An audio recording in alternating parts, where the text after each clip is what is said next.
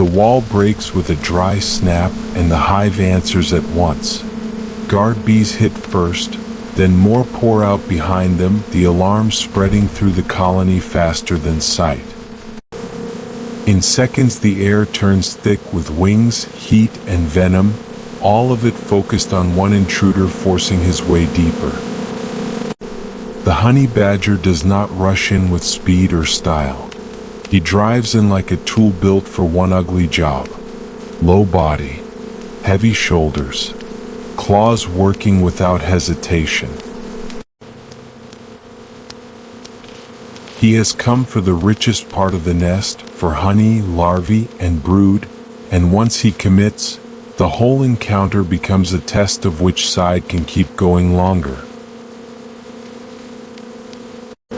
The first stings land on the face, the muzzle, the thin exposed places. More follow immediately.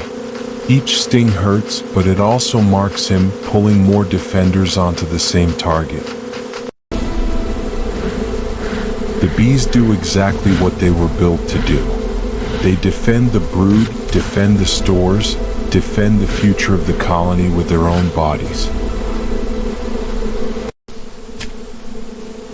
The badger feels all of it and keeps tearing. He is not immune to pain. He is working through it. That is what makes this raid so brutal. The colony throws its full strength into the breach, and he keeps widening it. Wax cracks with splinters. The comb starts to show. Now the attack intensifies. Bees blanket his head and shoulders until his outline almost disappears. They crowd his eyes, his ears, his nostrils. For a moment it looks like the defense might hold, because the pressure is immense and even a honey badger can be overwhelmed if he cannot break contact. But he does not back off. He claws again, forces his muzzle into the opening, rips harder, and the wall finally gives way. That is the turn. Up to this point, the bees control the air, the sound, the pain. After the breach, they are no longer deciding the result. The nest is open. The comb is exposed. The badger has access, and once he has that, the colony is fighting to slow the loss, not stop it. He lowers his head into the ruin and feeds while the swarm keeps striking. Honey smears across broken wax. Brood is torn out. The defenders keep coming because that is all they can do. Some spend themselves in the attack. Others keep circling, keep stinging, keep trying to drive him off the prize. The badger absorbs the punishment and stays on the food. That is the real shape of his advantage. He does not need to win cleanly. He only needs to stay inside the chaos long enough to get paid. The colony never stops resisting, and that matters. There is nothing weak about this defense. Thousands of workers act as one living system, responding to impact, scent, and damage with terrifying speed. They turn a sealed nest into a battlefield in seconds. But the raider is built for contact this rough.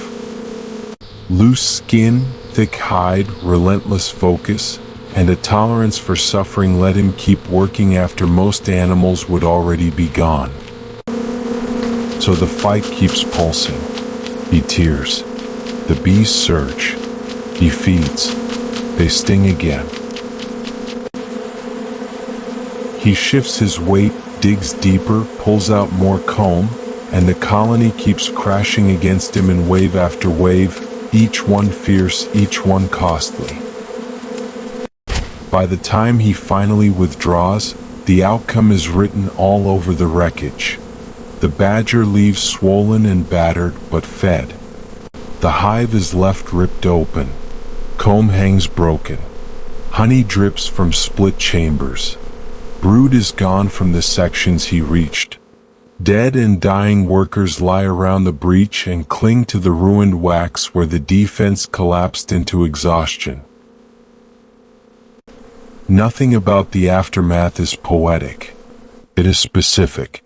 The stores are torn open, the nursery has been hit, and the colony has paid for every second of resistance.